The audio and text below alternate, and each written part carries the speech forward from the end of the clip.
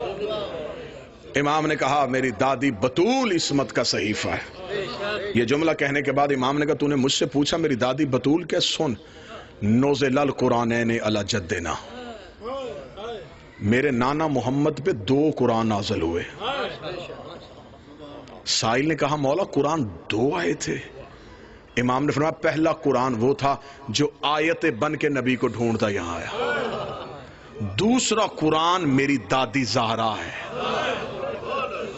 اب جو جملہ قبلہ آپ نے اشارہ کیا تھا، جسے لینے کے لیے رسول کو وہاں جانا پڑا، جسے تقریر کا جملہ یاد ہے، یہ نور کسی صلب میں نہیں رہا، کسی صلب میں نہیں رہا۔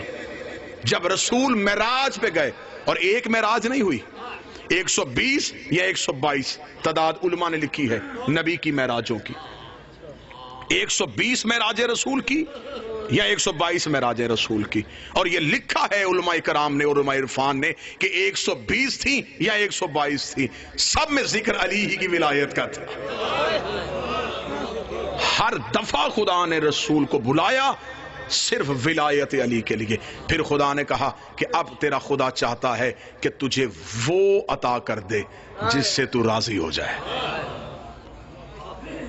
رسول نے کہا میرے اللہ مجھ سے اور کیا چاہتا ہے، میں کیسا راضی ہوں، تو نے نبوت عطا کر دی، تو نے حکمت عطا کر دی، تو نے قرآن عطا کر دیا، اب کیا چاہتا ہے کہ کیا دے گا تو جس میں میں راضی ہوں گا؟ فرمایا یہ بات، یہ خبر میں تجھے زمین پہ نہیں دوں گا، اس کے لیے تجھے آنا پڑے گا۔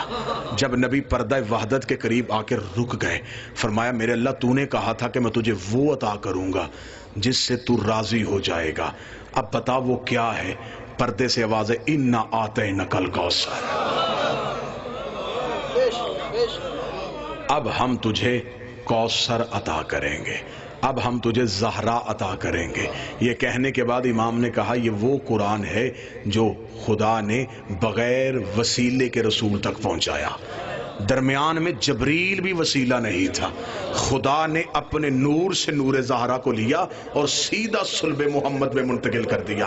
ادھر نور زہرا نور رسالت کے ساتھ آ کے ملا، آواز آئی میرے اللہ تو نے مجھے یہ عطا کر دیا۔ فرمایا میرا حبیب یاد رکھنا یہ نور تیرے پاس میری امانت ہے، یہ قرآن تیرے پاس میری امانت ہے۔ آج کی تقریر اسی مرحلے پہ رک جائے گی، آواز آئی میرے مالک امانتیں تو واپس کرنی پڑتی ہیں، اب اس امانت کو واپس کب کرنے ہو؟ فرمایا واپس نہ کرنے آنا، اب پوری کائنات میں نظر دوڑانا، جہاں میرے ہاتھ نظر آ جائیں، جہاں میرے ہاتھ نظر آ جائیں، جہاں میرے ہاتھ نظر آ جائیں، ان قرآن کو اس ہاتھوں پہ رکھ دینا۔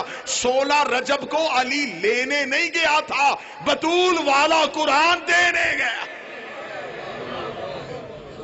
اس کا وارث ہے زمانے میں صرف علی ابن ابی طالب۔